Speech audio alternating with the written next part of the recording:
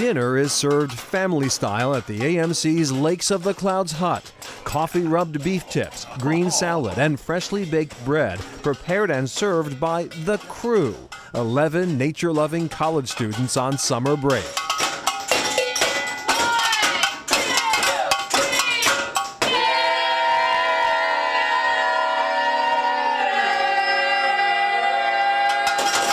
We're really, really tight-knit because we all live in one room together for 3 months, and it's really an empowering and loving community. Amanda Cohane from Princeton, Mass. is hutmaster. She and her crewmates have opted for a summer without Instagram, caramel lattes, and hot showers. Instead, they're stuck up on this mountaintop, having the time of their lives. It's the most special thing in the world to be on a crew. It's a magical, magical place that I almost never want to leave. Among the guests at Lakes, an Appalachian Trail thru hiker. Her walk in the woods started almost 2,000 miles ago at Springer Mountain in Georgia back in March. What's it mean as a thru hiker to get to a place like this? Honestly, the whites have been breathtakingly beautiful. I mean, we've had like 3 fantastic days of weather. Kathleen Rookheis of North Carolina goes by the trail name Starfish, walking from Georgia to Maine before heading off to med school.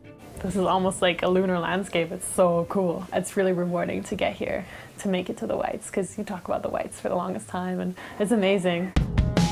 Over on the other side of Mount Washington's rocky cone, summer seems to be taking its sweet time making an appearance.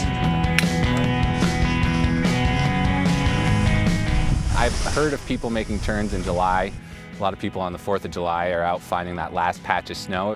Andrew Drummond and a group of friends have hiked their way to Airplane Gully, one of the last ribbons of skiable snow in the Northeast. It's really steep. This isn't your ski resort terrain. There's a lot of hazards here. No one's here patrolling. There's no first aid.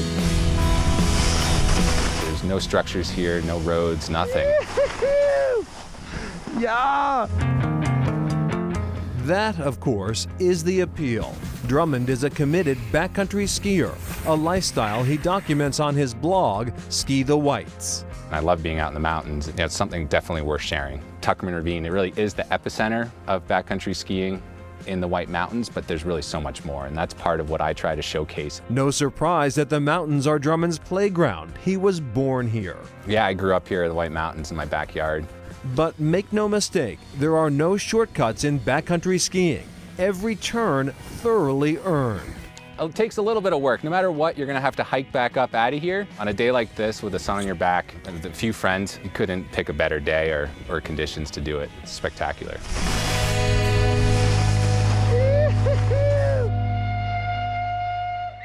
Much remains as it ever was here on the mountain. 2019 marks the 150th anniversary of the Cog Railway, though the traditional steam-powered engines have now been joined by 6 biodiesel locomotives. And over on the other side of the mountain, the Auto Road is providing the exact same thrills it ever has. We got lucky. We got a beautiful day, so we can see really clearly down the 4,000-foot drop to my left.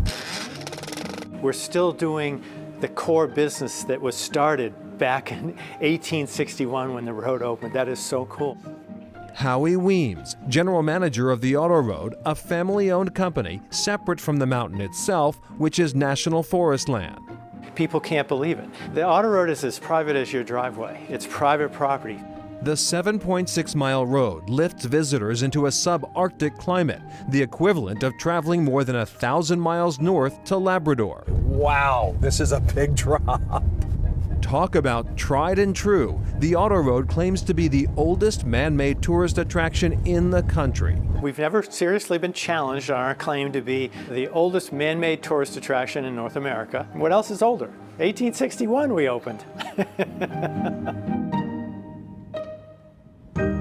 It looks so pretty, and the Auto Road is open for self-driving, but guided tours, you still need to make a reservation. Make a reservation for that. It's a little bit hairy going up there, but it's that's enjoyable. good for And you. it's always a good idea to check conditions before you go, for sure. Also, a little update on our thru hiker, Starfish, from North Carolina. She did complete the Appalachian Trail, got to the top of Mount Katahdin in July of 2019. Quite an accomplishment, 2,190 miles. Wow. Yeah. All right, good for her. All right, next, ATVs escape the trails in the White Mountains.